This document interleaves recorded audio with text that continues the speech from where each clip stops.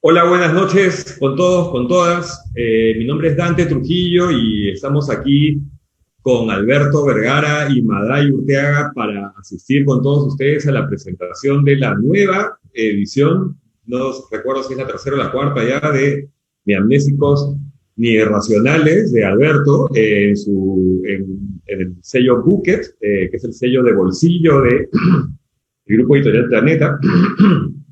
Y eso significa, el mismo hecho de que esté en una edición de bolsillo popular, nos habla del éxito de este libro, ya casi como un clásico contemporáneo, que tiene, se va por los 14 años ya, qué rápido.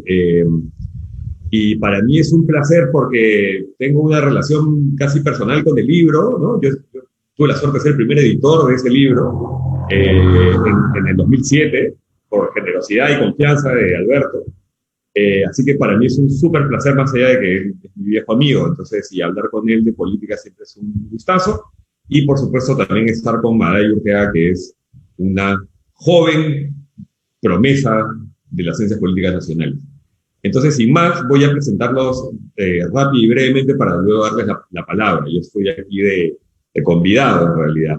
Esta presentación la estamos transmitiendo en el muro de Facebook de la librería Un Salvaje, y está siendo también propagada por las redes del Grupo Planeta. Alberto Vergara es politólogo y profesor e investigador de la Universidad del Pacífico. Estudió Derecho en la Universidad Católica y tiene una maestría en Ciencias Políticas por la Universidad Libre de Bruselas, un doctorado en Ciencias Políticas por la Universidad de Montreal y un postdoctorado en Harvard. Ha enseñado política latinoamericana en los departamentos de ciencia política de las universidades de Montreal, Harvard, Sciences Po, en los campus de París y Poitiers, efectivamente. Ha publicado los libros Ni Amnésicos ni Irracionales, las elecciones de 2006 en perspectiva histórica, que es el libro cuya nueva edición vamos a presentar esta noche.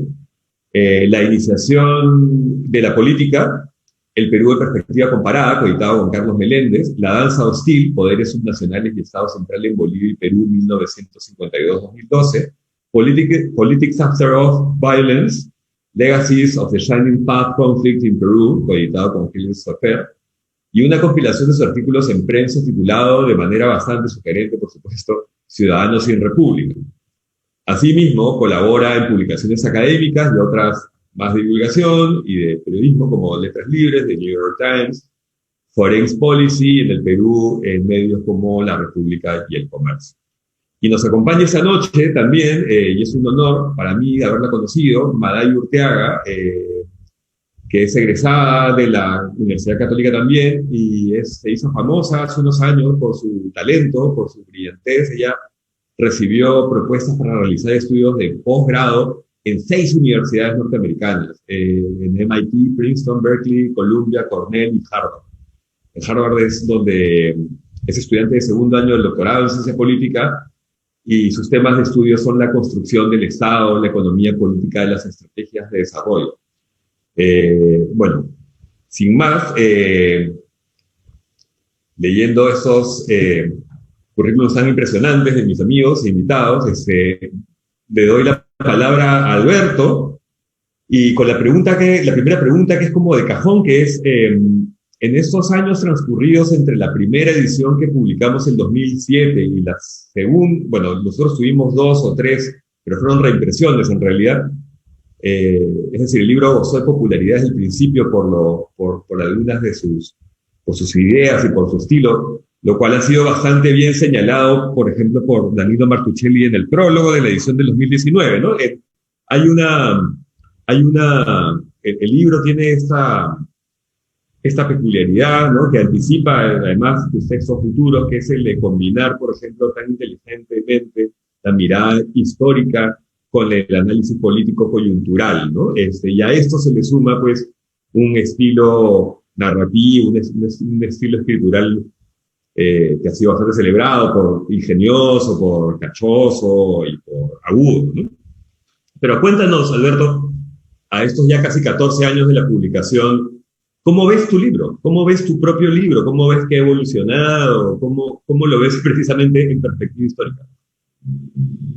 Vamos a, la perspectiva histórica del libro, dice. Eh, no, bueno, primero, gracias a Buen Salvaje y a Dante por organizar esto, a los amigos de Planeta por ayudar a organizar esto también y por publicar el libro nuevamente, por reeditarlo, y a Madai, que ha aceptado formar parte de esta conversación, que también es un honor, y además me parece súper bonito también como en términos personales, porque pues Dante, como dijo, ya lo explicaremos, pero Dante efectivamente editó con Solar la primera edición de este libro en 2007, eh, y somos amigos pues de muchos años, con intereses comunes, librescos, de años, y Madai es alguien a quien conozco más recientemente digamos, de los últimos años, en que ha sido una brillantísima estudiante de ciencia política en el Departamento de Ciencia Política de la Católica, y ahora, para orgullo de todos, haciendo el doctorado en Harvard, y que es siempre un lujo conversar con ella. Hemos tenido un grupo de estudio con el que nos reuníamos de tanto en tanto, en el cual ella participaba, así que también me he beneficiado muchísimo de sus comentarios, de su agudeza, así que es un gusto estar con estos amigos de dos momentos distintos de la vida, coincidiendo aquí. Pues para mí es bien raro lo de este libro, debo decir, Dante, porque eh, es imposible que al comentar este libro, que como dices tiene no sé cuántas reediciones ya y que hay gente que lo sigue asignando a leer en cursos en las universidades, ¿no? Esta debe ser como la quinta o sexta impresión que hay de este libro en todos estos años. Y es para mí raro porque personalmente me resulta difícil desligarlo de cómo surgió. Y surgió de un momento bien particular en el cual el origen de este libro es, para decirlo así con total austeridad, la necesidad. Había terminado mi primer semestre doctoral y estaba misio, pero misio, chihuán, como se decía en el congreso pasado, y además había habido un problema, la universidad en la que yo hacía el doctorado me había prometido una cantidad de dinero que finalmente no podía cumplir por unas cosas burocráticas absurdas, pero lo cierto es que no tenía toda la beca que me habían prometido. Y entonces surgió que había un concurso de ensayo de la Universidad Católica, que prometía, yo lo veía como una promesa, ¿no? Pero ofrecía $10,000 al primer premio. Y yo dije, bueno, eso me va a permitir comer 3 veces caliente al día, y yo tengo que sentarme. Entonces, cuando acabó el primer semestre del doctorado, me acuerdo perfectamente, tipo 20 de diciembre, una cosa así, dije, hasta que recomienza, que es el quincena de enero, o que me puedo tirar una semana, tengo como 5 semanas para escribir un pequeño libro que me permita ganar esos $10,000 que me van a hacer sobrevivir el año. Y entonces todas las mañanas me levantaba muy temprano a la Biblioteca Nacional de Quebec, en Montreal, y me instalaba ahí horas a escribir el libro, y lo escribí en 5 semanas, o en 6, con correcciones y todo, porque había que mandarlo al concurso o sea que era pura angurria, pura codicia, lo que prueba que, lo que prueba que si no produzco más es porque me ha ido más o menos bien en la vida materialmente, ¿no? Que lo que me falta es me falta un poco de pobreza para poder volver a escribir a ese ritmo. Pero bueno, entonces lo mandé y no gané, quedé segundo, lo cual fue bien frustrante. De hecho, el otro día pensaba, porque me tocaba cobrar regalías en Planeta por estas ediciones, y pensaba que injusto, esas regalías me tenían que haber tocado hace 14 años o 13 años, ¿no? Me hubieran aliviado la vida mucho más que ahora. Pero, entonces, pues es eso. Y luego, en fin, nada, el libro no quedó primero, así que no fue editado, y yo pensaba que quedaría en el olvido en una carpeta de la computadora, hasta que el buen Dante Trujillo, no sé cómo fue, creo que nos encontramos por alguna razón, le hablé que tenía el libro y él dijo, pero yo lo publico. Y efectivamente eso hizo bajo su cuenta y riesgo. Y al libro le terminó yendo más o menos bien, vendimos primero 500 ejemplares, creo que luego editamos 1000 más, se vendieron de nuevo, y así que para mí el libro, que se ha reeditado hoy en versión barata, proletaria, popular, es bonito y paradójico también, ¿no? Raro, finalmente, como el proceso del libro de alguien. Y eso mismo me lleva un poco al fondo del asunto, que es como de qué se trataba este libro, ¿no? Y yo creo que finalmente lo que sobrevive en este libro, y tal vez, como en otros libros míos, no es tanto como que es la intención de encontrar unas categorías, un aparato teórico que te permita leer en el tiempo cómo cambian las cosas. Yo creo que finalmente yo le llamaría, es un poco esa la aproximación que tiene este libro, es tratar de encontrar el vocabulario que te permite ponerle un poquito de orden a una sucesión de eventos y que la teoría te permite arrancarles su condición de eventos para incrustarlos en una suerte de historia un poquito más ordenada. Y entonces lo que el libro pretendía hacer era eso, en un momento en el cual las explicaciones para la elección del 2006, que había enfrentado en segunda vuelta a Humala contra García, estaban muy centradas en que los peruanos eran o bien unos olvidadizos totales y que le habían perdonado todo a García, o eran unos soberanos imbéciles por preferir al chavista Humala, ¿no? Y entonces eran las explicaciones más recurrentes en la esfera pública nacional, y me parecía que había que razonar y decir, pues, no es así, hay explicaciones de otro tipo. Y me parecía que lo interesante era que, sigo sin creer eso, no creo que la vida política peruana deba articularse ni en términos de la oferta y los políticos, ni en términos del electorado desde coordenadas ideológicas, vamos a decir. Me parece que no es lo que realmente ordena nuestra vida política, sino que en realidad podía utilizarse algo en dos niveles, que era, uno era el cruce de variables económica y política, es decir, de lo más liberal a lo más estatista en el plano económico y de lo más autoritario a lo más democrático en el plano político, aunque la terminología era otra, y que eso podía servir para ordenar los eventos electorales del Perú, pero lo que proponía era que debajo de esa combinación de variables políticas y económicas que se podían apreciar en cada elección, perduraba una sociología del voto, vamos a ver, una suerte de sociología histórica del voto que tenía que ver con esto que llamé dos horizontes. Un país en el que había un horizonte Estado nacional, que lo que está esperando es la concreción de las manifestaciones básicas de la construcción moderna, tradicional, de lo que entendemos por un Estado y una nación, y otro sector de la población peruana, más pequeño, más acotado, que estaría en un horizonte más post-Estado nacional, que ya tiene resueltas sus necesidades vinculadas a la concreción del Estado nacional moderno y que ya está pensando en una lógica mucho más global, transnacional, y que por lo tanto en realidad lo que subyace a las votaciones es la división, en términos, ya te digo, un poco de sociología histórica, en estos dos términos, y que por lo tanto, que eso era un lente que te servía para entender y comprender cómo había ocurrido la elección del 2006, pero también las de antes, y probablemente, decía, las que vengan, ¿no?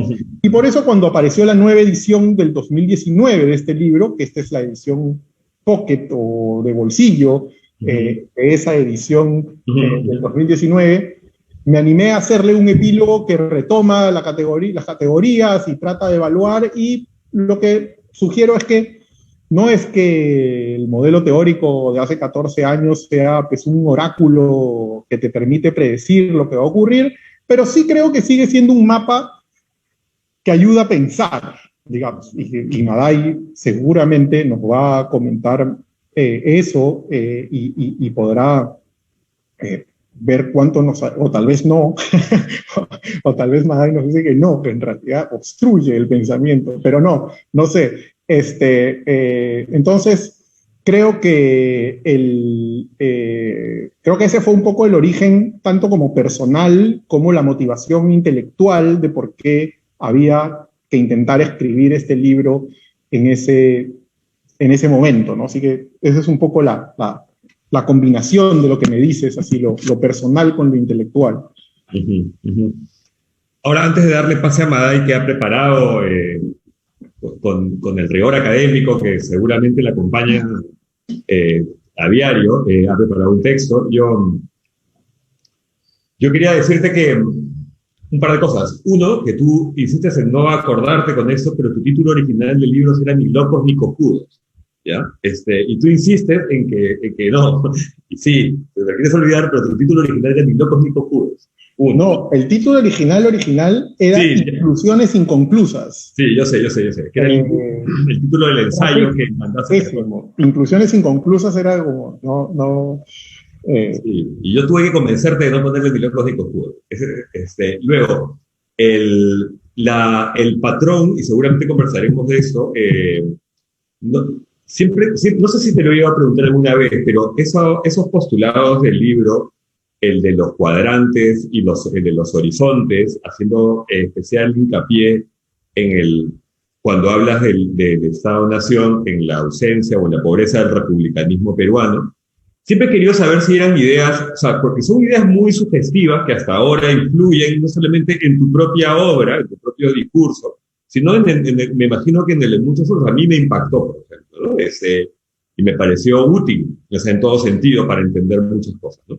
Yo lo que quería saber era si esas ideas, ese paquete, esos dos paquetes de ideas que conviven muy bien en el libro y que, repito, marcan un poco tu ensayística posterior, ¿ya subyacían en ti? ¿O es ese mito de que lo escribiste conversando con tu papá en una servilleta, se te apareció la Virgen, así? Y otra cosa que quería preguntarte, bueno, pero quizá ya sería para después, es si eso que en el 2019 leíamos tanto en el prólogo de Martuchelli como en tu epílogo, que se veía eh, efectivamente como que, no había sido un oráculo, pero que se había mantenido la proyección, si todavía crees que se mantiene post pandemia, ¿no? O sea, pero eso quizás será tema para más adelante. En todo caso, respóndeme la pregunta 2 y después le damos pase a Madal. Claro, mira, una cosa que es bien interesante en realidad es que o sea, bien interesante, digamos, es que el libro cuando lo reedité en 2019, que tuve que releerlo después de un montón de años y hacerle un epílogo, y Danilo Martuchelli tuvo la generosidad de escribir un prólogo que agradezco, obviamente, es que sí sirve para ver cómo uno en realidad cambiaron un montón de mis ideas, o no sé si cambiaron, pero evolucionaron. Y en varios ámbitos, yo me doy cuenta que este es un texto en el cual que yo escribo, por ejemplo, además creo que está en el epílogo, todavía no está esa preocupación por la república y por los ciudadanos y por la política. Eso es algo que todavía no está sugerido, flota, pero Sí. no existe. Hay una preocupación mucho más por lo Estado nacional en términos de una construcción tal vez incluso podría tener ciertos rasgos teleológicos, con poca política. Y es un libro en el que se habla mucho de Estado, nación, democracia, pero la idea de república en sí y de ciudadanos todavía no está ahí. Y yo creo que tiene que ver con que, y Maday, que está en el doctorado, podrá dar fe de cómo son estas cosas, tiene que ver con que en ese momento yo todavía no he llevado el seminario de filosofía política en el doctorado. Y creo que lo voy a llevar luego y tuve que soplarme un montón de cosas en ese sentido y que descubro que ahí hay una beta distinta y por lo tanto eso es algo que creo que tiene influencia luego, ¿no? Entonces, sí creo que hay no, eso, la evolución, si quieres, de las categorías, de los criterios desde los cuales uno piensa, ¿no? Pero sí. Creo que lo que en todo caso me parece bien paja que digas es que lo de los horizontes es útil, porque yo siempre es como, las categorías tienen que ser exactamente útiles, no son ni ciertas ni falsas, tienen que ser útiles para ayudarte a ordenar esa vaina tan compleja que es la realidad, ¿no? Entonces, pero eso. Madai, el micro es tuyo. Gracias por la invitación a comentar el libro, Alberto y Dante. Creo que una vez me lo mandaron a leer por una clase ya hace algunos años y esta vez como lo leí completo. Y ha sido bastante refrescante de leer en medio de lecturas de metodología de investigación. Así que agradezco también que me hayan obligado a leer algo más de difusión y de lo que Alberto escribe, que siempre es interesante de leer.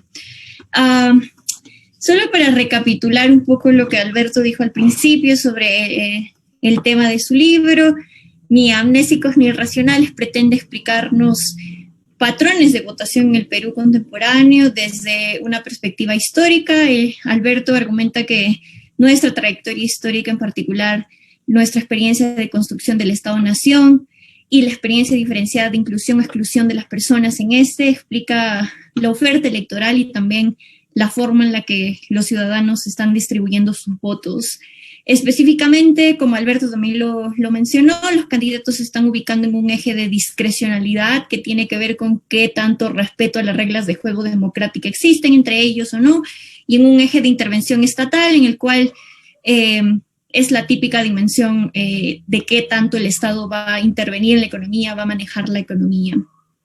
Mientras que en el lado de los votantes, estos se distribuyen más bien en un eje de Estado nacional, que son aquellos que todavía no tienen sus demandas satisfechas, mientras que aquellos votantes que están más en el lado post-Estado nacional ya son aquellos con demandas satisfechas y que tienen más perspectivas globales y de integración en el sistema internacional. A continuación voy a exponer aspectos que me parecieron más relevantes del libro y también voy a dar algunos comentarios y preguntas que sí me gustaría mucho que Alberto responda. Algunas de las cosas que voy a decir no necesariamente me las creo, pero me gustaría escuchar qué es lo que piensa Alberto al respecto. Primero, lo que me gusta mucho del libro es esta idea de continuidad, y creo que tiene que ver mucho con la perspectiva histórica que Alberto utiliza para mostrarnos cómo es que, a pesar de que muchas cosas pueden haber cambiado en el corto plazo, mucho de la competencia electoral se mantiene a pesar de que vemos estos cambios en la oferta y también muchas veces en la demanda.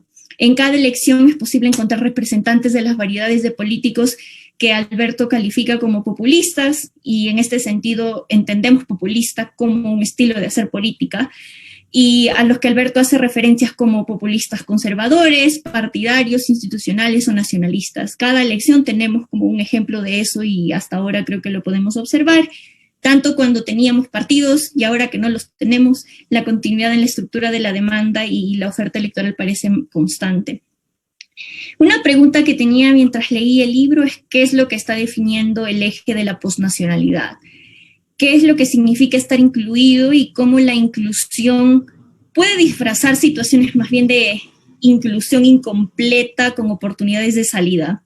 Entonces, Alberto afirma que el eje post-Estado nacional está definido cuando los ciudadanos ya tienen ese acceso a los servicios del Estado, por ejemplo, a ciudadanía civil, política y algunos derechos sociales también. Alberto lo resume como un votante, que los votantes que ya son post-Estado nacionales ya resolvieron sus necesidades principales con el Estado nacional.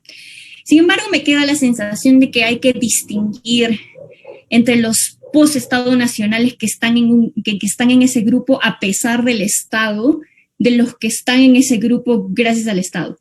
Porque muchos de los votantes post-nacionales no necesariamente han sido incluidos ni gozado de los beneficios que este ofrece, sino que han podido escapar de la ineficiencia del Estado a través del mercado, y su prosperidad económica no se debe a la política industrial, por ejemplo, o a la política social, sino más bien a menos Estado.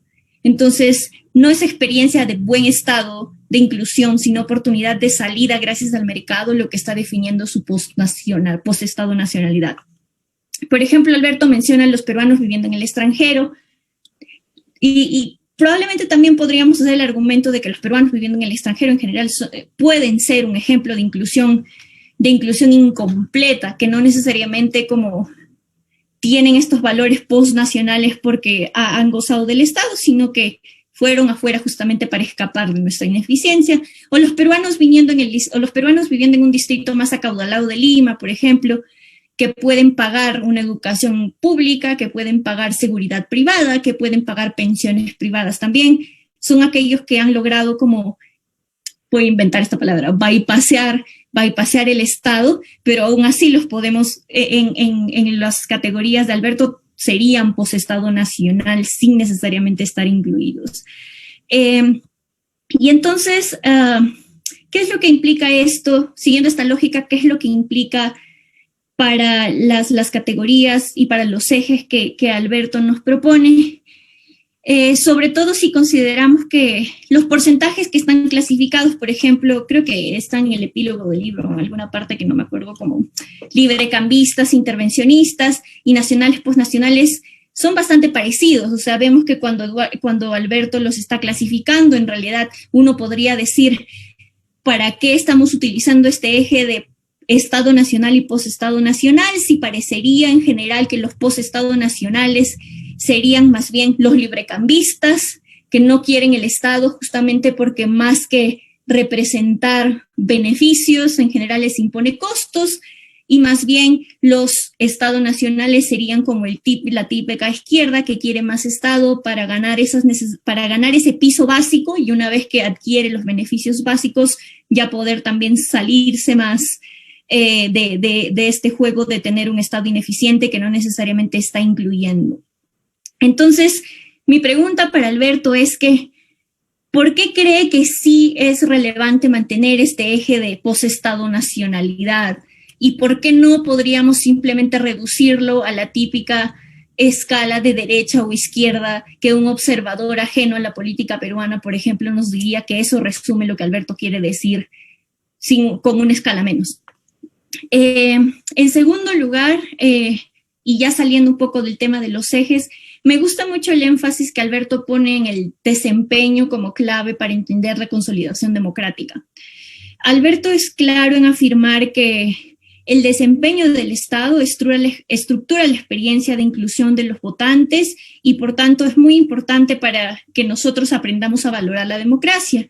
Y un argumento que se ha hecho desde la academia en particular, Esbólica ha argumentado que especialmente en países como el nuestro, que transitan desde gobiernos autoritarios, estas experiencias de construcción del Estado en estos momentos fundacionales de primeras elecciones son claves para la consolidación, porque justamente son momentos en los que los ciudadanos no tenemos expectativas muy claras sobre las reputaciones de los políticos. Entonces, la legitimidad de la democracia está muy asociada también a cómo gobiernan los políticos cuando llegan al poder. Y el autor argumenta justamente que si en estas elecciones fundacionales y en el gobierno que sigue hay un mal desempeño, los ciudadanos van a caer en una trampa de expectativas pesimistas que lo que va a hacer a largo plazo es reducir la probabilidad de sobrevivencia de la democracia. Y entonces me parece muy bien que describe un poco nuestro escenario peruano, ¿no? Estamos como,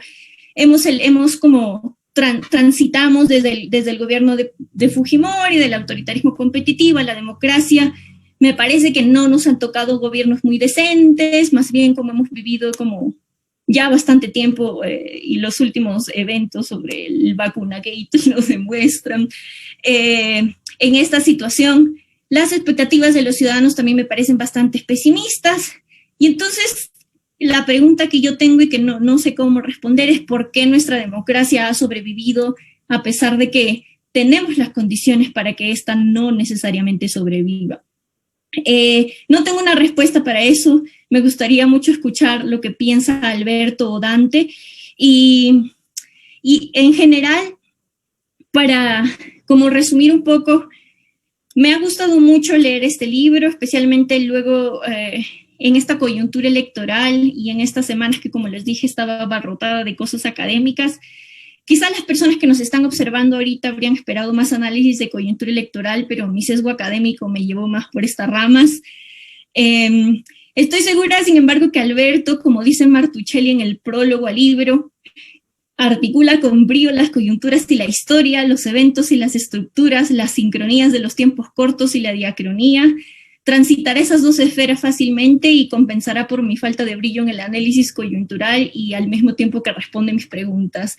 Gracias por haberme invitado y espero como empezar la conversación.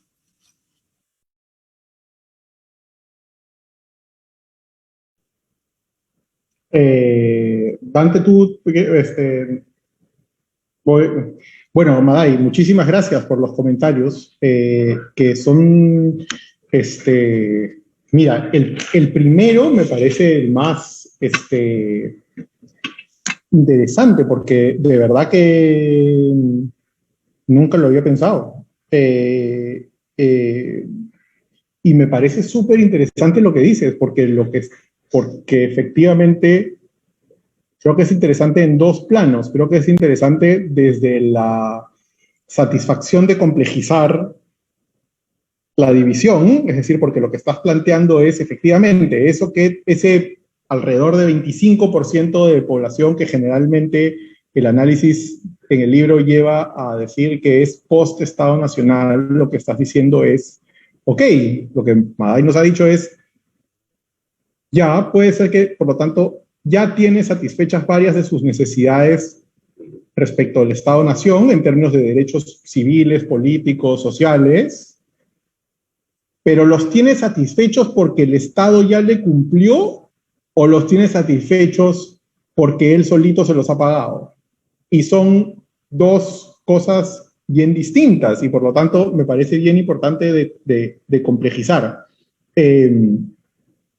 Y creo que ese es el primer plano de la pregunta que me parece que podemos incluso conversarlo en conjunto.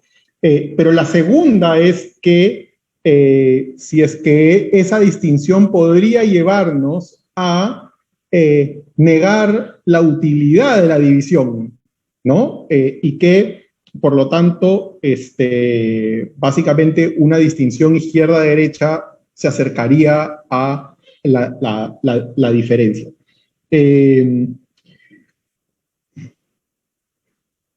Yo creo, es decir, creo que teóricamente la distinción inicial es súper pertinente. La concreción empírica la tengo menos clara. Porque me parece que aun cuando sea cierto que un bloque de la parte de la ciudadanía puede pagarse muchas de las cosas vinculadas al Estado Nacional, creo que las fundamentales no te las puedes pagar. No te puedes pagar ir a votar, no te puedes pagar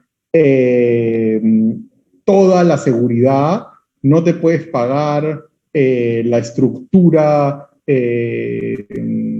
la infraestructura que te rodea.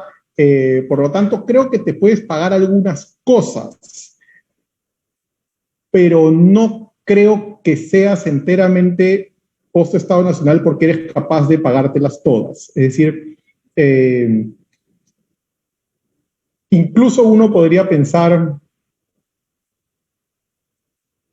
tal vez algunos casos, por ejemplo, economías de enclave podrían acercarse a eso, ¿no? Si pensamos ciertos casos clásicos de economía de enclave, uno podría encontrar, sí, un contexto de fracaso de Estado Nacional y un punto que congrega recursos y que está conectado al mundo y que por lo tanto puede tener esta condición post-Estado Nacional al margen del Estado-Nación. Me parece que no es el caso en un país como el Perú. Me parece que sí lo que está señalando es cierto, la gente se paga por, ese sector se paga por muchos de esos servicios, pero al mismo tiempo tengo la impresión que está rodeada y se beneficia de una serie de condiciones estatales importantes de todas maneras. Es decir, no sé, por poner un ejemplo pues muy básico o cercano, pero por ejemplo, seguramente mi padre y yo formamos parte de ese grupo demográfico, pero mi padre cuando estuvo mal de salud estuvo en el Rebagliati meses. ¿no? No es es un sociólogo con estudios de posgrado en Europa, consultor por años de la Unión Europea, es decir, tiene todo el perfil postnacional y sin embargo depende del Estado para la salud, por ejemplo, ¿no? Entonces, no sé si insisto, teóricamente la distinción que has introducido me parece notable, empíricamente estoy menos convencido de que eso sea así.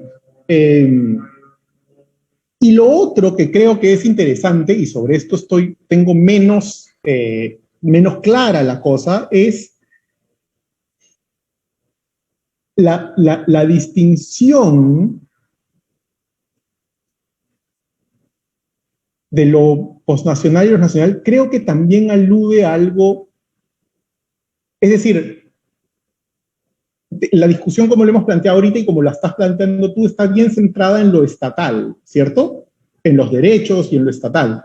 Pero mi categoría es lo Estado nacional, porque lo nacional juega un papel más allá de la materialidad estatal, que es el sentimiento de pertenencia, de la construcción de una, de a qué colectivo perteneces.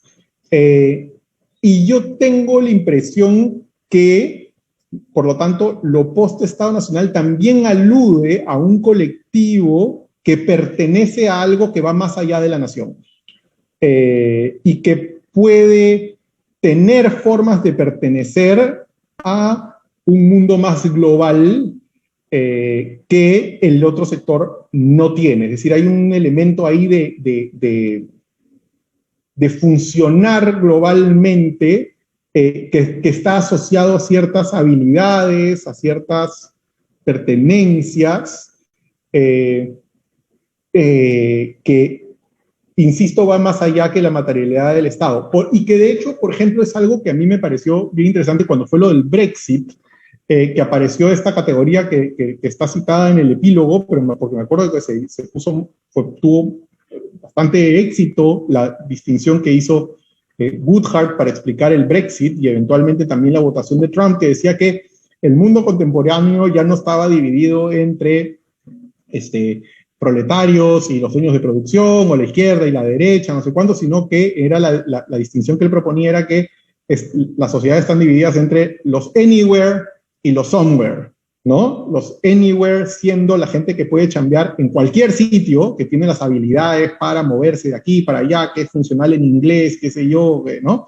Y los somewhere, que son los que no pueden eso, que están atados a un sitio y que dependen, por lo tanto, están atados al Estado nacional y no a lo postnacional.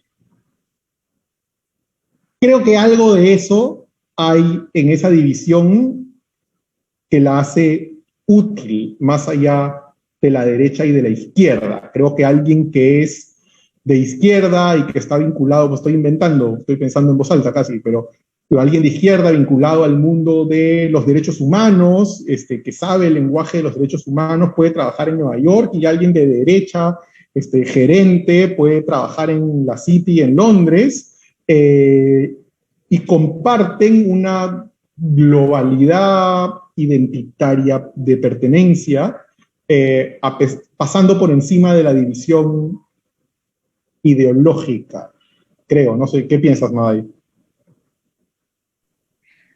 Ahorita, justo cuando estás hablando de eso, estoy pensando en, ok, ya, entiendo que hay un segmento de la población que tiene como más estos valores postmaterialistas, como lo diría Inglehart, por ejemplo. Incluso en países como el nuestro hay un montón de heterogeneidad, pero puedes encontrar un grupito.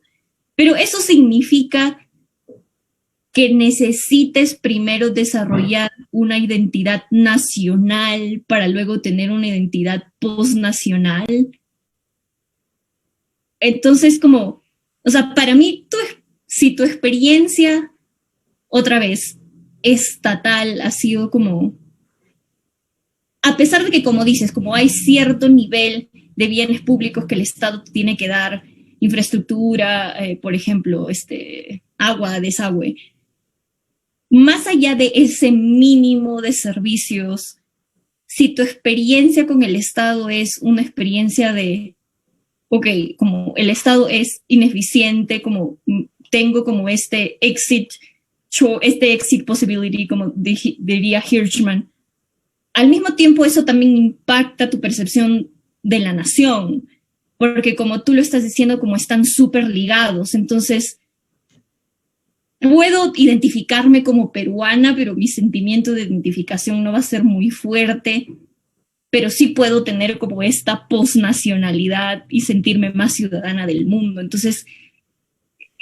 como creo que más la pregunta es qué tan escalonado es el proceso, como necesito desarrollar primero uno para volverme otro o no. No sé si tiene mucho sentido lo que estoy diciendo. Yo tendería a pensar que sí. No tengo la evidencia en este momento, pero yo tendería a pensar que no necesariamente porque tiene que haber un orden cósmico que te lleva de una cosa a otra necesariamente en ese orden, pero sí creo que las construcciones institucionales o incluso cognitivas de pertenecer a algo que excede tu comunidad más cercana son posteriores a la... Es decir, hay un nivel de abstracción que se va construyendo. ¿Te acuerdas? De hecho, contigo creo leímos en nuestro grupo de lectura que tuvimos varios años, varios de nosotros, ¿te acuerdas que leímos una vez Consequences of Modernity de Giddens? Y una de las cosas que habla ahí de qué cosa es la modernidad es este proceso por el cual la abstracción es el fenómeno central de la modernidad. ¿Qué es es comenzar a creer en cosas que son súper lejanas se vuelven legítimas, cosas que no puedes conceptualizar ni ver directamente, ¿no? Entonces, de pronto, el reino, ¿no? Ya no le tengo fidelidad al señor feudal ese que vive aquí cerquita, sino que de pronto le pago impuestos a un rey que no veo, que no conozco y nunca conoceré porque está lejos. Y por lo tanto, la construcción de la política moderna es la construcción de relaciones abstractas. En ese sentido, creo que se parece a un orden en el cual esas abstracciones se van haciendo gradualmente más grandes y más lejanas. Los casos paradigmáticos serían la Unión Europea y Estados Unidos, ¿no? Es decir, primero formaba parte de las 13 colonias y luego poco a poco aparece la idea de que en realidad Washington es lo que nos coagula o federa a todos y por lo tanto va subiendo en el grado de abstracción política. Y de hecho, si nos ponemos filosóficos, el proyecto de la paz perpetua de Kant es exactamente eso, es ir sumando desde lo republicano, de una república a otra y otra y otra, que se irán juntando hasta construir un régimen que permita la paz global, pero lo global, lo cosmopolita, llega luego, ¿no? Lo cual no quiere decir que en términos puramente individuales sí puedas tener una situación al revés. No sé, yo conozco gente que son amigos míos, hijos de funcionarios o de diplomáticos que les tocó vivir la juventud y la niñez en 8 países y hablan 7 idiomas y son más ciudadanos del mundo que estrictamente peruanos o de algún sitio, ¿no? No estoy hablando, en términos de biografía personal, sí, podría ser a la inversa, pero en términos de agregación de comunidades políticas, me parece que sí hay algo como de orden, como de primero una cosa, luego la otra. Tiene sentido. Igual estaba pensando como... Igual te das cuenta que en lo que estás diciendo también hay la posibilidad de tener esta ruta doble. O sea, me defino como ciudadano del mundo en oposición, porque estoy en contra del nacionalismo, como no me gusta el nacionalismo, o también porque he tenido una experiencia muy bonita de inclusión en mi nación, y luego también me defino como soy un ciudadano del mundo y he sido incluido, o soy ciudadano del mundo por oposición a la nación, ¿no es? Claro, sí, y de hecho podrías tener ejemplos en los cuales estas direcciones, como dices, no sé, por ejemplo, Cataluña, el nacionalismo catalán, por estrategia se presenta muchas veces como muy pro-europeo, como forma de saltarte a Madrid, ¿no? Entonces, eres... Pero en ese caso me parece como bien, bien estratégico, más que no nacionalista, ¿no? Pero sí, estoy de acuerdo que puedes tener lo global como proyecto antinacional también, sí, claro, de hecho. Y el otro comentario grande que hacía Madai, era el del desempeño y el de las expectativas. Y eso creo que no está desarrollado en este libro, o sí, ya no lo he releído para esta presentación, lo confieso, así que me apoyo en lo que ustedes digan, pero yo creo que algo que es bien importante es lo de las expectativas, lo que dice Madai, en el sentido de que, y ahí nuestro buen amigo Hillel Seufer, que ha trabajado con Madai, que es profesor en Temple, con quien editamos un libro hace un par de años.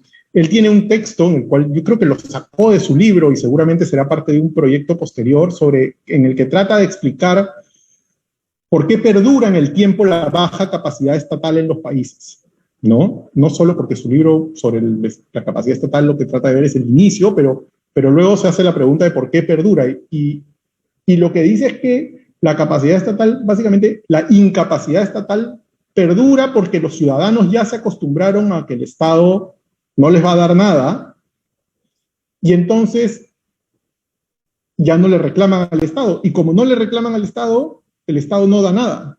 Y como no da nada, la gente no reclama. Y como no reclama, no les da nada. Y entonces los Estados entran en un círculo vicioso, que en el caso de él, si me acuerdo bien, es para el caso peruano y colombiano, por ejemplo, mientras que encuentra que en el caso mexicano y chileno lo que es al revés, que se da un círculo virtuoso en el cual más bien la sociedad, la ciudadanía reclama, empuja, y entonces el Estado se ve presionado y tiene que ofrecer cosas, y al ofrecer lo que hace es que le enseña a la ciudadanía que si reclama le van a dar, y entonces se genera un círculo más bien virtuoso, ¿no? Entonces, por eso es que yo creo que eso que dice Madai clave, ¿no? Lo de las expectativas de la gente es bien importante. Y lo vemos, ¿no? O sea, creo todos los días en el caso peruano. Eso creo.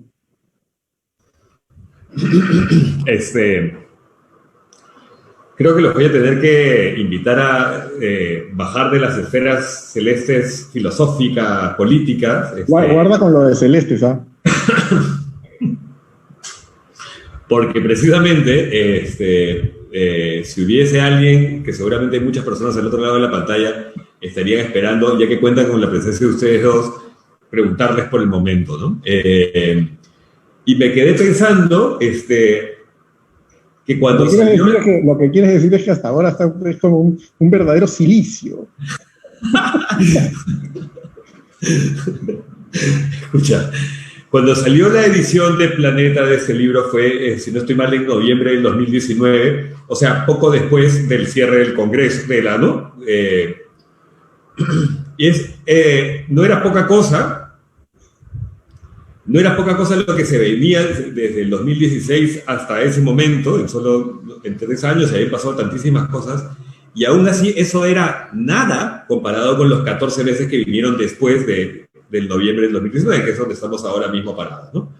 Entonces, sí, es increíble que en 14 meses, más allá de la tragedia mundial, las cosas que han sucedido en el país desde lo obvio, ¿no? Esto desde el desnudar a ojos del ciudadano de a pie, quizás muchos lo sabíamos o lo intuíamos, pero el ciudadano de a pie se encontró con que el modelo económico al que todos le reventábamos cohetes, pues no había servido precisamente para ampliar el horizonte de quienes están bajo, ¿no? del Estado-Nación, ¿no? O sea, el Estado-Nación no cubría las necesidades de un porcentaje amplísimo de ciudadanos, ¿no? Entonces, sin embargo, esa revelación no ha o sea, uno hubiera supuesto quizá que esa revelación o los sucesos acontecidos en el último año hubiera provocado otro escenario político de cara a las elecciones. Y sin embargo es absolutamente paradójico. Me parece que es tan paradójico lo que hay que incluso esa volatilidad que tú mencionas constantemente en el libro, o sea, es un nivel superior de volatilidad. Me parece que es algo inédito, que se tumba algunas categorías que incluso daban, o predicciones que dabas por sentadas en el libro, ¿no? Yo he notado un par, y con esto voy a meter mi cuchara y me despido o sea, me despido en el sentido de que quisiera escuchar lo que tienen que decir ustedes. Dos cosas que me llamaron la atención en el epílogo, pensando siempre en esto, es que tú señalabas que luego del fin del fujimorismo, los peruanos elegimos a Toledo, a García, a Humala, a PPK, y aquí te voy a citar, que no hayamos elegido a un candidato del cuadrante pro discrecionalidad y pro libre cambio es casi la verificación de estar efectivamente en el Perú post-Fujimori. Eso lo escribiste hace 14 o 15 meses, y la pregunta inevitable ahí es, entonces, ¿cómo se entiende que aparezca López Aliaga, por ejemplo, ¿no? Y que además representa eso, ¿no? Eso, la prodiscrecionalidad y el prolibre cambio, entre otras muchas cosas más, ¿no? Porque es conservador y anacrónico, ¿no? Eso, y tampoco entiendo por qué existe Acción Popular. O sea, ayer justo, lo voy a simplificar, pero yo creo que Acción Popular existe por una serie de eventos desafortunados, ¿no? O sea, existe por Muñoz, en buena cuenta, ¿no? Y que hemos terminado ahora como estamos o sea, era un muerto, no existía, ¿no? O sea, yo no creo que en ese momento ni hubiesen salido tantos congresistas en el Congreso anterior, o sea, el Congreso saliente, quiero decir, ¿no? No entiendo cómo hemos llegado aquí. Que se las dejo. O sea, cuéntenme a mí, cuéntenos al confundido público cómo hemos llegado a tener estos candidatos, cómo hemos llegado a esta perspectiva, ¿no? De segundas vueltas temibles, ¿no? Eso, para empezar. Alberto, vale. Bueno, a ver, efectivamente, yo creo que lo que provocaría es cómo hemos llegado aquí despacito, ¿no?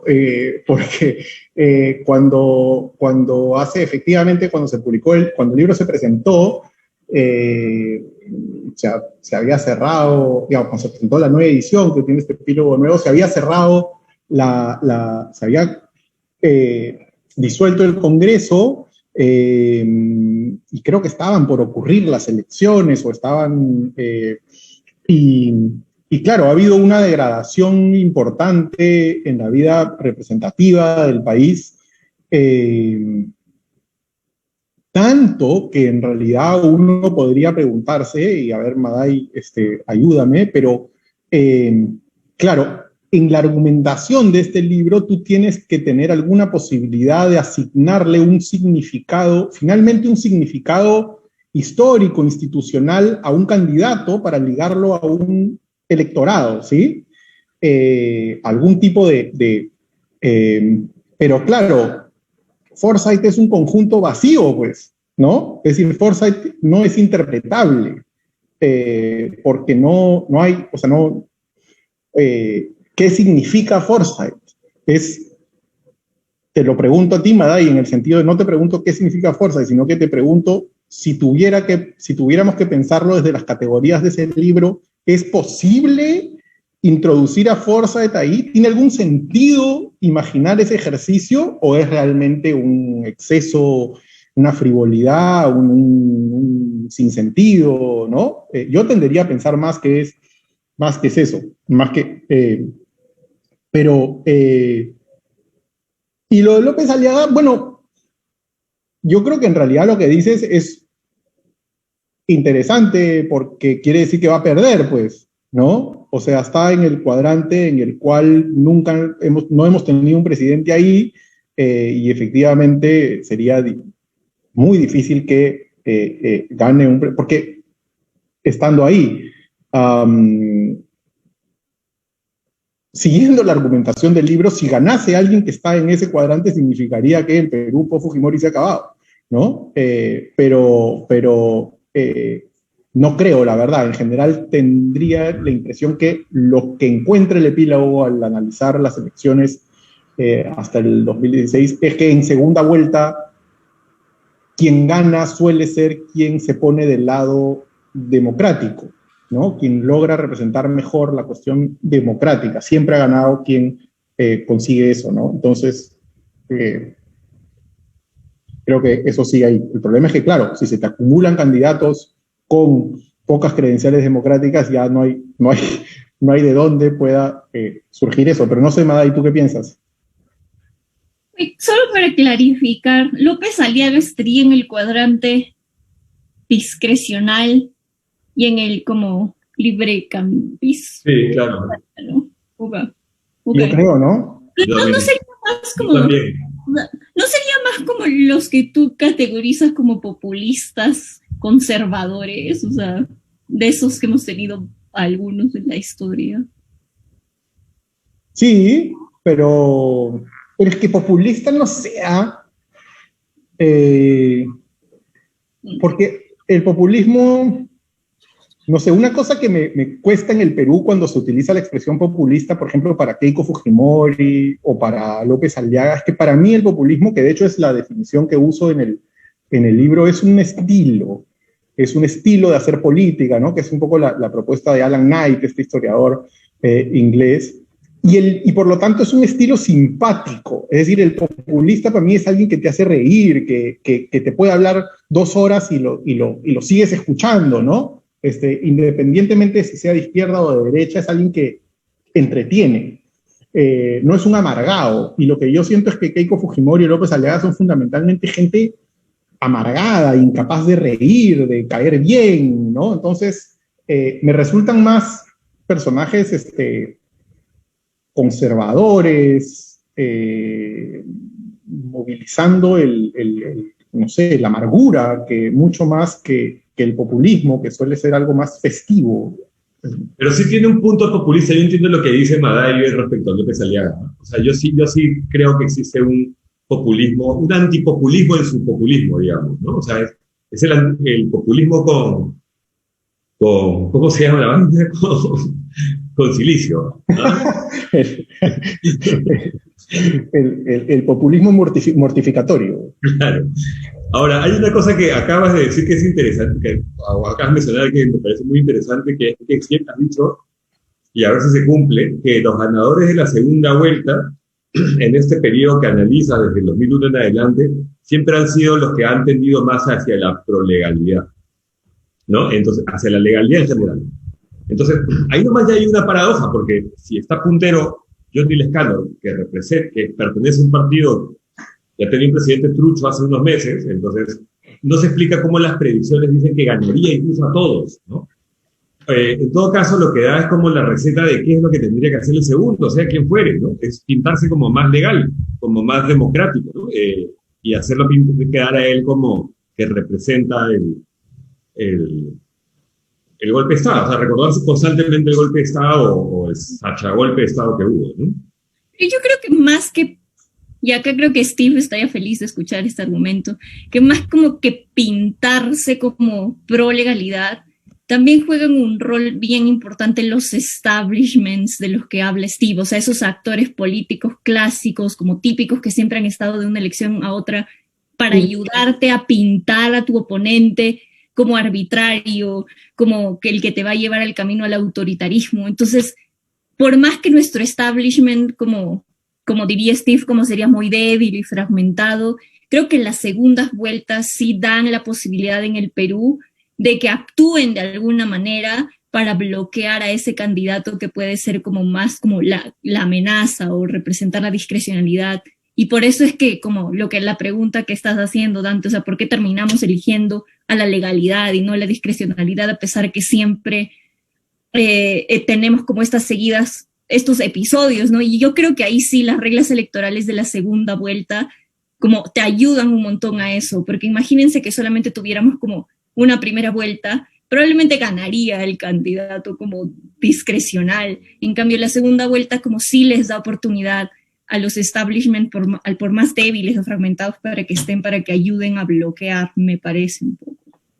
Claro, la segunda vuelta modera, pues la segunda vuelta necesariamente hace que la gente vaya en busca de quienes no votaron por ti, o sea que tienes que ofrecerles cosas distintas que lo que el caso paradigmático es Humala, pues, ¿no?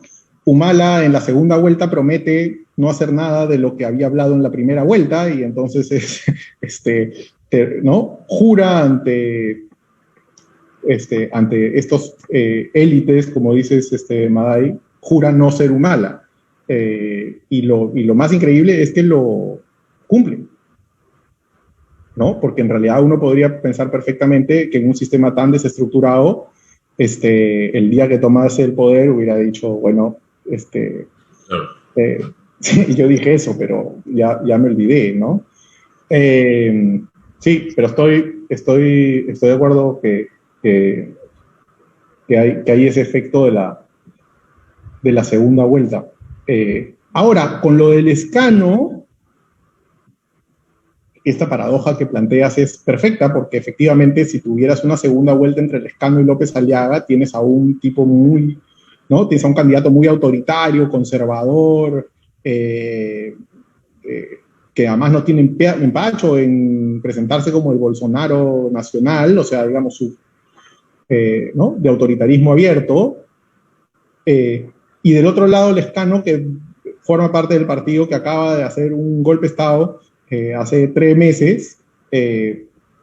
Ahí la cuestión es que es probable, pues, es decir, que no terminamos de convencernos de algo que sí sabemos, y es que no hay partidos, y que es un sistema personalista. Y por lo tanto, si eso es cierto, no es tan difícil que la gente pueda disociar al Lescano de Acción Popular, ¿no? Es decir, en un sistema que desde hace un montón de tiempo sabemos perfectamente que está regido por personas y no por partidos, no podemos nosotros mismos engañarnos y decir, ¿por qué le va tan bien ese partido? No, pues habíamos quedado que no hay partidos, que lo que hay es personas, ¿no?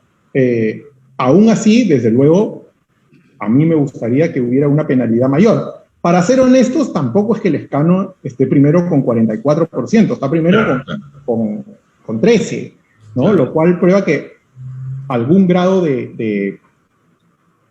por lo menos no la tiene fácil para crecer. No sé, Madai, ¿qué opinas? No sé, probablemente yo sí sea más amnésico, muchas clases de historia sobre cuando los partidos existían, pero claro, o sea, tú tienes como en la cabeza la marca de Acción Popular, la marca del APRA, Acción Popular, bueno, la Izquierda Unida ya no pinta, pero, o sea, creo que además, o sea, sí es una política basada en personas, pero creo que de alguna manera Acción Popular todavía tiene un poquito de marca. Entonces, si tú me hablas de Acción Popular, o sea, yo pienso en Belaúnde, o sea, antes de pensar en romantización, ¿no? Es una romántica romántica. Yo pienso en Belaúnde y probablemente en el sur, donde donde el Lescano tiene más aprobación, o sea, todavía la gente piensa en Acción Popular. Pero Madai, ¿cómo te explicas esto? ¿Cómo te explicas que el gobierno de Merino, el propio Merino, y probablemente Acción Popular era percibida hace 3 meses con una desaprobación altísima y ahora Lescano esté arriba de las cosas? ¿Cómo se explica eso? Si no es por Lescano mismo, por lo personaliza. El partido estaba desprestigiado, o sea, de haberse hecho popular, volvió a desprestigiarse a niveles lamentables, y ahora no solamente que está Lescano, sino que, como sabemos, Lescano va a arrastrar una fuerza congresal chica, pero ahí, ¿no? ¿Cómo se explica eso? O sea, yo diría, mi hipótesis es la del personalismo, la verdad. Es decir, Merino, yo creo que la gente lo ve como un pata. Es decir, hay un sector que debe saber que es de Acción Popular, pero es muy probable que en realidad sea percibido como un crápula del norte del Perú, que en alianza con Acuña y con otros que no sé de qué partido son, y probablemente agupado, sí, por Vitocho y Raúl Díez Canseco, no sé qué, pero sobre todo con gente de la Coordinadora Republicana. O sea, no sé, me parece que es un personaje... eso, que la persona puede independizarse muy rápidamente del partido y que el escano, como dice Maday, porque creo que no es contradictorio, en el sur puede estar recogiendo un voto que la gente cuando piensa en Acción Popular, como dice Maday, está pensando en el Belaunde que prometía la reforma agraria, que introdujo las elecciones municipales en los 60, que algo queda de esa reformismo acciopopulista en la tradición del sur y que la gente puede terminar diciendo, bueno, este es el partido de Belaunde y no el de Merino y por lo tanto puedo votar por Acción Popular. Es decir, ¿no? Creo que en ese sentido un elector mucho menos drástico en sus apreciaciones que quienes tal vez dividimos de manera más como que certera las cosas, ¿no? Ahora, y contraviniendo la idea de que las personas no votan amnésicamente, explícame por favor tú, pensando en tu libro, ¿cómo así vamos a tener un congreso que se va a parecer mucho al anterior, que se parece mucho al anterior, sabiendo que es una mamarracho? O sea, ¿por qué? ¿Cómo explicas eso? O sea, es simplemente por seguir los personalismos de los líderes, porque si se votase en segunda vuelta por el Congreso, o sea, que es una linda idea, o sea, que la gente votase recién después de la primera vuelta por el Congreso, pues sería más interesante porque acomodaríamos más, pero ahora como la gente, o sea, como votamos todos en realidad la gente vota por el candidato, no entiendo, ¿no? Entonces al momento de votar por el candidato, arrastras al Congreso. Ya vieron cuáles son, seguramente han visto en las encuestas cuáles son los 4 partidos que más congresistas van a poner. Y va a volver el FREPAP, y va a volver Acción Popular, y, o sea, es lo mismo. ¿Por qué se da eso? ¿Por qué se da eso? Porque, o sea, siguiendo la lógica de que la gente no es tonta ni amnésica, ¿por qué pasa eso, Alberto? Maday, le pregunto a los dos. Maday, ¿quieres intentar? Yo creo que en la literatura gringa hay este concepto de ignorancia racional. Entonces, cuando la gente como... Lo estoy tratando de hacer una respuesta ahorita. Como, o sea, si tienes como repetidas ocasiones, como tú estás diciendo, como que congresos que son así como desastrosos, políticos como personalistas, que no tienes como claridad necesariamente en qué están proponiendo. Entonces, como, o sea, la pregunta que yo me haría, yo como votante, es como, ¿en realidad vale la pena ponerme a discernir como quién es el mejor candidato del otro? Si para mí como todos están metidos en esta misma bolsa, o sea, ahorita con pandemia, donde probablemente tengo como razones más para enfocarme en si estoy bien de salud, en si mi familia está bien de salud, en si tengo acceso a salud o no. Probablemente mi prioridad no sean como estos políticos que ya sé que son como medios desastrosos, entonces tampoco voy a invertir energía en informarme, en decir como quién es el más decente o no, y voy a seguir votando como lo he hecho anteriormente. Entonces, creo que sí hay como una intencionalidad, es deliberado que la gente vote como está votando porque la política probablemente ya no esté en sus prioridades y porque tiene ahorita preocupaciones más importantes. Entonces es como, si yo lo pondría más en esos términos, ¿no? ¿Tú crees lo mismo, Alberto?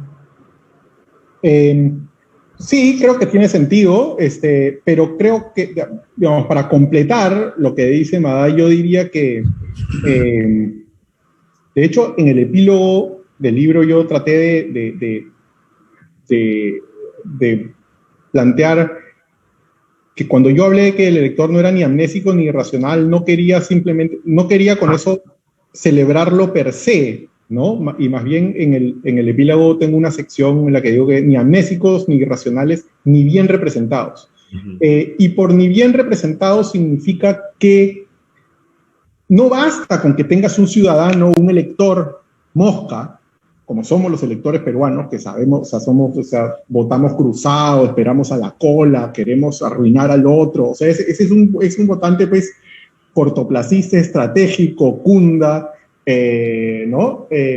Ok, pero mi punto es que eso demuestra que que eres un ciudadano, un elector razonable. Pero para que tu voto razonado tenga efectos, para que sea fértil, no basta con una suma de individuos que todos son razonables o racionales. Lo que necesitas es una institucionalidad, una estructura, unas organizaciones representativas que permiten del encuentro de la razón de esos individuos con esas organizaciones un voto que efectivamente te representa. Pero ¿qué pasa? Que en el Perú lo que tienes es un sistema en el cual esas organizaciones partidarias funcionan como una subasta, ¿no? Entonces los partidos le dan los puestos en su lista congresal a quien pone más plata, al mejor postor, y luego cuando llegan al Congreso son independientes y hacen lo que les da la gana respecto del partido. Por lo tanto pasas del mejor postor al partido a ser el mejor impostor para la sociedad, ¿no es cierto? Es un poco el ciclo en el cual estamos todos. Entonces, yo sí creo que hay un problema de la representación. Es decir, cuando tú en un país donde la representación funciona, ¿por qué funciona la representación? Funciona porque hay unos electores que se la pasan todo el día mirando los planes de gobierno y mirando la biografía de cada candidato y eligen al buen tipo. ¿Funciona por eso o funciona porque hay unos partidos que abaratan los costos de buscar la información y sabes que puedes votar por el Partido Socialista o el Partido Demócrata Cristiano o por el partido no sé qué, que ya hizo la chamba de que no se metan narcotraficantes, que esté el tipo que no? Entonces, lo que creo que hace que la representación sea oportuna, sea buena, no es soñar con un elector que suple los problemas de la organización representativa. Claro, proactivo y superinformado, digamos. Exacto, eso no va a suplir tu problema sistémico de representación, que es el que yo creo que tienes hoy, ¿no? Creo que en todos los partidos, en todas las listas congresales se han encontrado ya, no sé si en todas, pero en casi todas se han encontrado gente, delincuentes, vamos. O sea, como que no sean capaces de hacer su chamba, como dices, ni mínimamente bien, ¿no? Siendo un momento, y lo que es más triste de todo es que no perdamos de vista que estamos atravesando la situación más grave de la historia reciente, o sea, y que lo que se viene va a ser, no, o sea, si ya jugamos siempre a la ruleta rusa con nuestro destino en época, o sea, no es lo mismo que esto haya sucedido pues, en el 2011, digamos, que ahora, ¿no? O sea, no tiene absolutamente nada que ver. Entonces, y yo no veo que sinceramente yo no veo que ningún candidato, además, claro, porque quizás nadie quiere ser el mensajero de las malas noticias, ¿no? Pero el heraldo negro, pero nadie está diciéndole la verdad a la gente. Lo que va a pasar en los próximos años va a ser una catástrofe. O sea, así venga Dios a gobernar, eso va a ser administrar un desastre. Entonces, y ninguna de esas personas, o sea, ahí estoy hablando de título personal, ¿eh? A mí me parece que ninguna de esas personas está capacitada para manejar este desastre, ¿no? Ninguno de los punteros, al menos. Entonces, ¿qué es lo que cabe? Les pregunto para un poco ya acercándonos al cierre. Les dije que el tiempo iba a pasar volando, hemos pasado ya más de 1 hora y cuarto. ¿Qué cosa cabría esperar? No les voy a pedir un pronóstico, porque no, porque sé que no me lo darían además, pero ¿qué cosa cabría esperar del próximo, que ocurre en el próximo mes? O sea, ¿qué va a prosperar hacia la segunda vuelta? Y una vez superada esa segunda vuelta, ¿qué podemos esperar como país que está también a 3 meses del bicentenario? O sea, sabemos que la secuela va a ser dura, que salir del hoyo va a ser tranquísima, pero eso ya lo sabemos ya. Pero ¿qué tan difícil va a ser eso? O sea, ¿cómo lo ven ustedes? ¿Vamos a tener un presidente que va a durar 1 año? ¿Se va a poder administrar un país con 15 partidos en el Congreso? O sea, ¿cómo la ven ustedes? Independientemente casi de quién gane, vamos.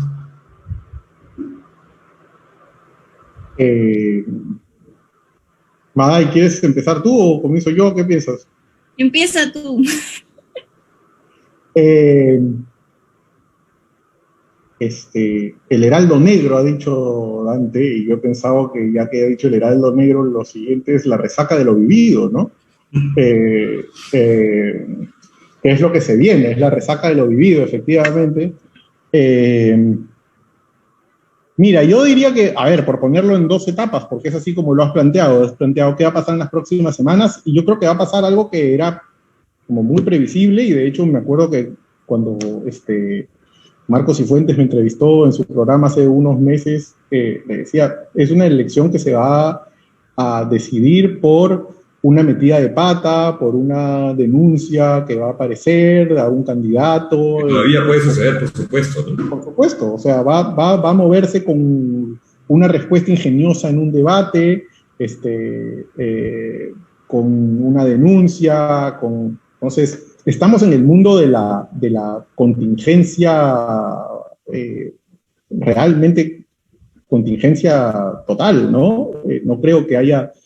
es decir, como nada está organizado, es muy difícil, es decir, ¿de dónde te agarras para intentar algún tipo de análisis de predicción? Por definición, necesitarías algo un poco estructurado para que eso tenga algún sentido, ¿no? Entonces yo creo que estamos en el mundo de la contingencia de campaña y electoral. Para la primera vuelta, para la segunda me parece que entrarán elementos un poco más articulados, pero para pasar a la segunda me parece que realmente es una moneda al aire. Y el futuro, yo estoy de acuerdo contigo, o sea, yo honestamente, yo tengo es decir, honestamente, tengo un ánimo súper oscuro respecto del país, hace bastante tiempo pero al mismo tiempo me parece que uno tiene el deber de no ser enteramente oscuro. Porque finalmente somos gente que pues está pasando esta temporada espantosa en condiciones privilegiadas y por lo tanto no tenemos el derecho a simplemente sumirnos en el desaliento y la negritud, sino que creo que hay que dar algo y creo que mira, yo por lo menos creo que si algo positivo queda del año pasado y que deberíamos tomar en cuenta, yo creo que son dos cosas. Tal vez no es mucho, pero al mismo tiempo tampoco es tan poquito, ¿no? Uno es lo que ocurrió en la Semana de Merino. Yo creo que hoy día a todo el que quiera construir un gobierno autoritario en el Perú le ha quedado claro que te juegas, que salió un montón de gente a la calle a no permitirlo. Por lo menos en condiciones de arbitrariedad repentina. Luego tal vez construir un régimen autoritario de a poquitos, pasito a pasito, tal vez es más probable. Pero en todo caso ha quedado claro que los costos de construir un régimen autoritario son altos. Y eso me parece importante. Y lo otro que me parece importante es, honestamente, es la acción del BCR. El BCR y lo decía Waldo Mendoza en una columna del Comercio, no sé si hoy o ayer.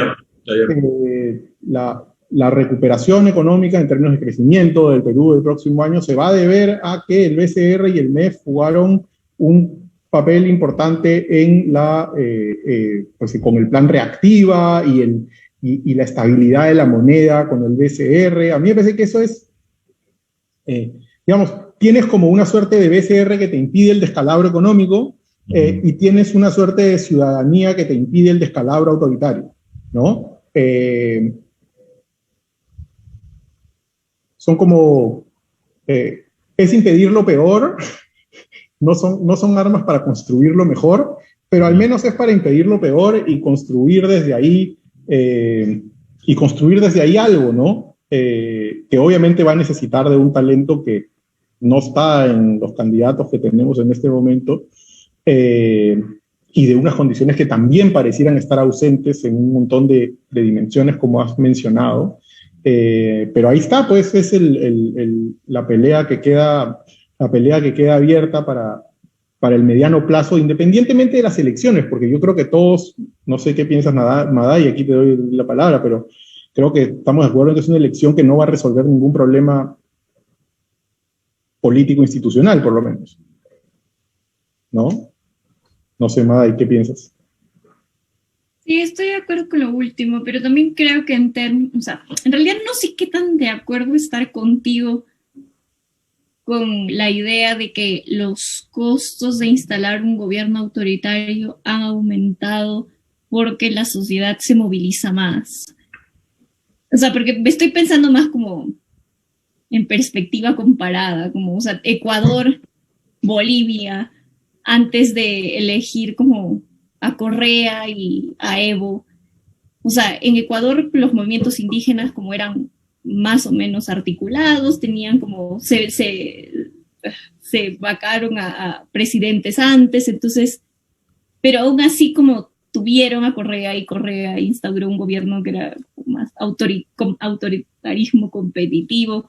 Igual en Bolivia, o sea, tienes como movimientos indígenas que son más fuertes, probablemente en el Perú los tienes. Entonces esta idea de que la sociedad puede bloquear como un posible candidato que llegue y inaugure un gobierno autoritario, todavía no sé si es muy pronto para decirlo, más porque, o sea, hemos experimentado episodios de protesta, pero hay densidad organizacional y social que esté respaldando esos episodios de protesta y nos garantice que en el futuro, si hay intentos autoritarios, cómo se puedan evitar. Yo no sé, y no sé qué tan optimista soy al respecto. O sea, para mí, no sé por qué se sostiene este sistema democrático si no tenemos partidos, como lo has dicho. O sea, como al final lo que pusiste en el libro sobre lo constante de la volatilidad. O sea, para mí me parece que hay un montón de continuidad en este escenario que es bien incierto y no sé cómo explicar por qué.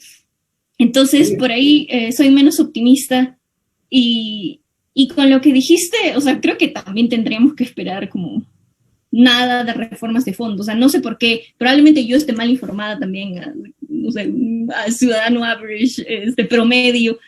Y, o sea, no me parece que hay como, a pesar de la coyuntura de la pandemia, que hay como propuestas de reformas estructurales que habrían tenido que salir en un contexto como este. O sea, no he escuchado candidatos como diciendo, ok, tenemos que reformar el sistema de salud y hacerlo como más inclusivo para la gente que no tiene como dónde agarrarse cuando cosas como estas vienen, o como expandir la política social y hacerla como más estructurada, universal. O sea, propuestas de ese tipo creo que no he visto, además de lo del escano, de lo de la tasa de interés y eso, pero no es que políticas sociales que se necesitan justamente para proteger a los ciudadanos en estos contextos, como no los he visto en campaña, y no creo que, y me parece una oportunidad desperdiciada porque precisamente tienes como ventana de oportunidad para haber podido proponer eso, pero no necesariamente ahora, hay. Madai, solo Si es que permíteme un comentario rápido ahí a lo que acabas de decir.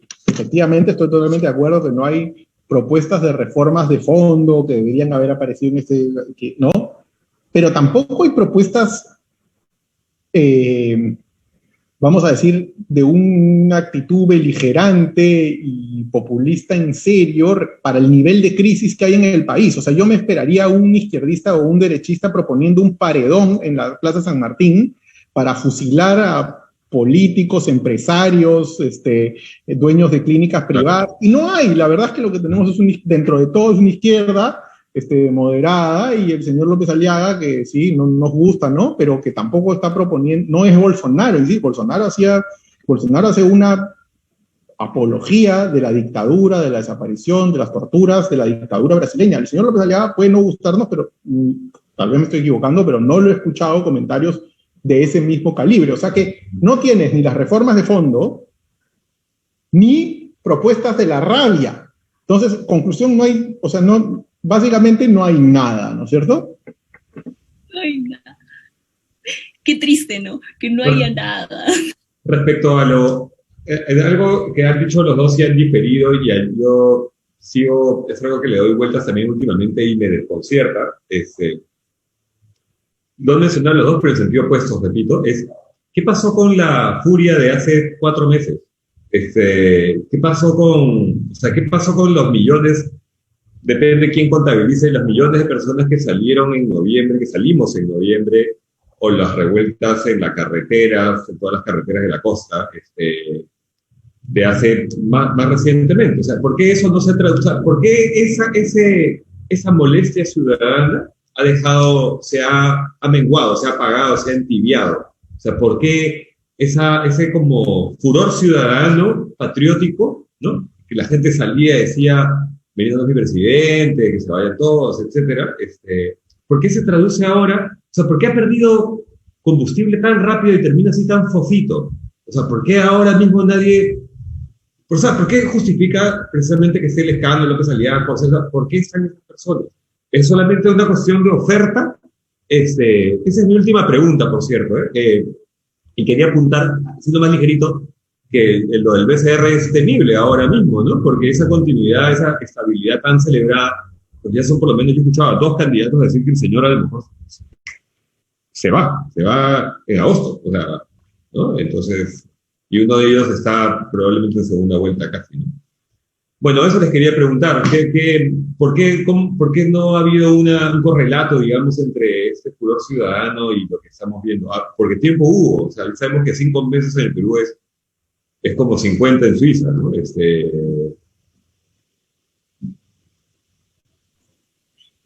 Bueno, yo la verdad es que tengo la misma respuesta que di cuando estábamos mucho más cerca de ese momento, y es que es otro episodio de algo que yo decía podía llamar como, es la ciudadanía de ocasión, ¿no? Trendy. ¿Qué? Trendy, digamos. Ciudadanía de ocasión es una ciudadanía que aparece, que explota, y que ya sabemos no encuentra la manera de continuar por una serie de deficiencias. Y me acuerdo que cuando me preguntaban eso en ese momento, yo decía, el futuro hay 2 futuros aquí pues, de la movilización peruana. El futuro puede ser Chile, en el cual tú tienes la sociedad movilizada que encuentra organización, que encuentra un discurso, que encuentra líderes en la esfera política, que tiene líderes en la esfera social, que se agarra de un discurso y que termina empujando a la sociedad política para que haga un cambio efectivamente, y entonces hay ese momento en que sociedad civil y sociedad política apuntan en la misma dirección y llegas a la elección de la constituyente en Chile. O yo usaba el ejemplo de Guatemala el 2015. Tienes el ejemplo de Guatemala. ¿Qué pasó en Guatemala?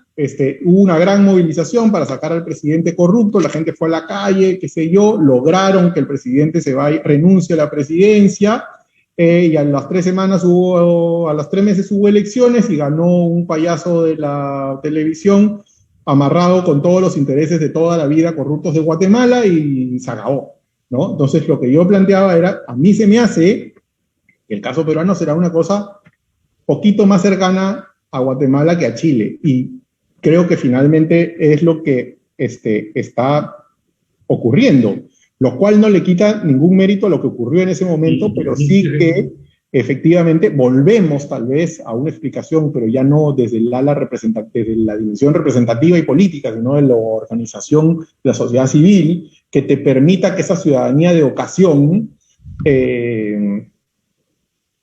perdure de alguna manera. Lo puedes pensar también como los movimientos que hicieron las primaveras árabes, ¿no? Que fueron exitosos en tirarse abajo un gobierno y que luego se dieron cuenta que era como más complicado construir algo alternativo.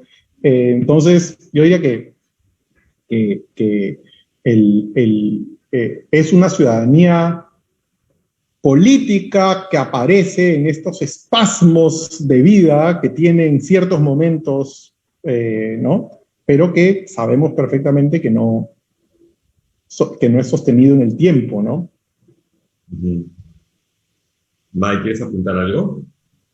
Sí, solo quería completar lo que dijo Alberto diciendo que también tenemos que desmitificar esta idea de que la sociedad civil es buena en sí misma. O sea, Alberto cita en su libro a Sherry Berman, y ella como tiene un artículo muy famoso donde argumenta en realidad que puedes tener sociedades que son como muy ricas en organizaciones y tienen este potencial para movilizarse, pero también pueden como tener ideologías más extremistas y estar cooptadas también por políticos o partidos que promueven este tipo de ideologías como de no tolerancia, no democráticas. Entonces, se puede ir para ambos lados. Entonces, tener como una sociedad movilizada no es garantía de que vamos a tener más democracia. Si está movilizándose por lados en los que no son tan deseables, entonces también podríamos tener otro lado, autoritarismo o no sé qué podríamos tener. Entonces, como hay que tener cuidado con eso, pero después estoy de acuerdo con Alberto.